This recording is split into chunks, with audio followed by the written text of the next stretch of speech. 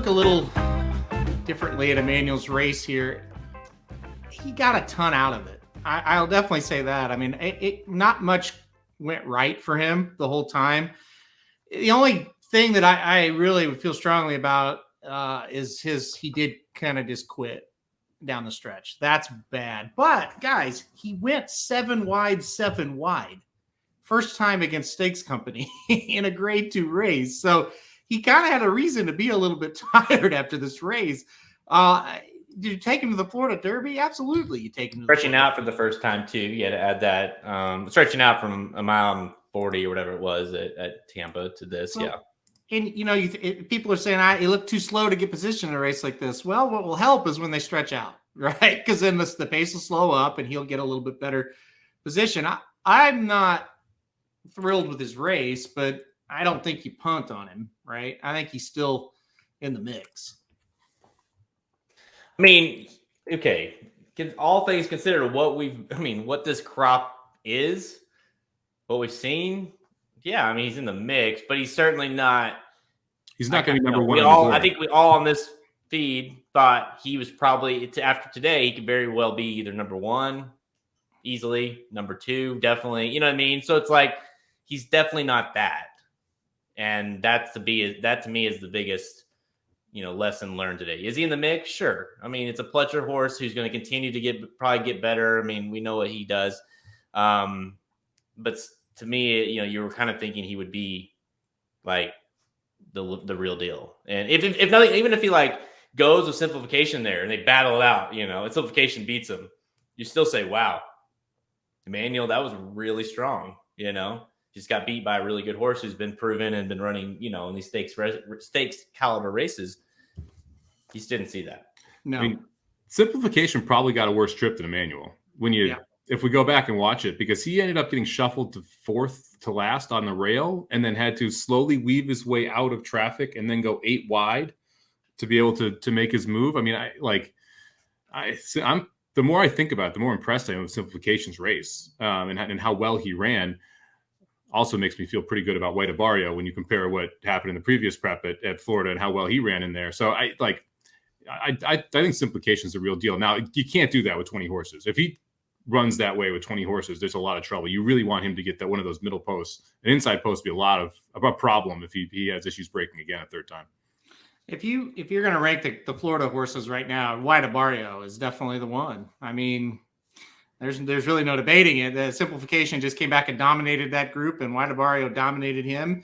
And like you said, the trips were pretty similar, right? Simplification got a shitty trip that race and got a shitty trip this race. So, yeah, I mean, it's crazy. And I don't know, maybe Mo Donegal, we move him up a little bit because he ran okay last time out when you think of it like that now.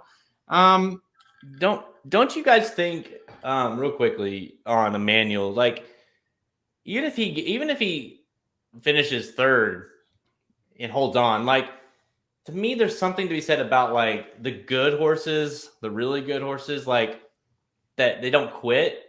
They just they're just going to keep coming. They're going to keep coming. Maybe they're not good enough that day, the bad trip, but it just seemed like Emmanuel just kind of said, fuck this, and really just put the brakes on. To me, that's the biggest issue that I have with the race. Not that he finished 4th, or not that, he couldn't get to the lead early, or not that he was 7 wide. It was that when it really came to the running, he just stopped.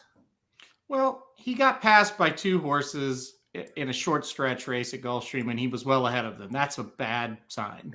So, yeah. I mean, even if he gets 3rd, it's okay, but he got beat by an 87-1 shot. Right. I mean. Well, literally, you said, I can't remember what you said. You either said he's going to get 2nd or 3rd. Yeah. And the moment you said that, 2 horses passed him, and that he literally just stopped. And I'm sure he is tired. And, he asked a lot. It's a big ask. But I'm not going to, I was chief CEO, head of marketing, the whole 9 yards of Emmanuel's fan club. And I'm definitely a little worried there after that one. Yeah. By the way, let's real quickly, people are kind of ranking the preps here. Let's kind of go through what we saw overall. Let's recap this thing, what we saw on the day. Going into today, the Fountain of Youth was the headline, was what we're going to learn the most, what's going to come out of it, how it's going to be, how we're going to view the Derby picture moving forward. That was really it. Do you guys still feel that way? Is it, we're looking at California now. Forbidden Kingdom, that horse was the most impressive. Where are you guys kind of at after the 3 Derby preps in like 15 minutes? Louisiana's still number 1. Show me why Epicenter is not still the top horse, or at least it shouldn't be considered a top horse here. I won't argue with you. The problem is, look at not only that, but look at his sire. Not This Time is killing it right now. I mean, you've got the top 2 finishers here, plus Howling Time, I think, is still finishing the race. So you gotta love the fact that Not This Time.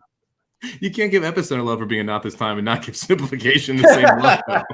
That's what I said. I said the top 2 finishers from this race were both. Right. Yeah, that's. I think that the Florida prep was still the best we saw today. Epicenter might be the best horse, but I don't think the Louisiana circuit has much behind him right now. I think that's the biggest knock. I still think In Due Time is a good horse here in Florida. I thought that the last race, what Simplification was able to do in a bad spot was impressive. I mean, what we saw from Forbidden Kingdom was controlling speed that won, right? And what we saw in New York was a pretty good Morello horse who probably has some talent, but we're not sure how much upside is there. Simplification was more impressive than either of those two, in my mind, just because of how he did it. Are we counting Baffert horses or not? You want to bring up the maiden score? Well, okay, there's another one. Yeah, but are we counting Messier. Baffert horses or not? Because that answers the question. I would assume no. If we're not counting it, I think Louisiana has the best horse. And if we are counting it, I don't think it's even close. I think it's California.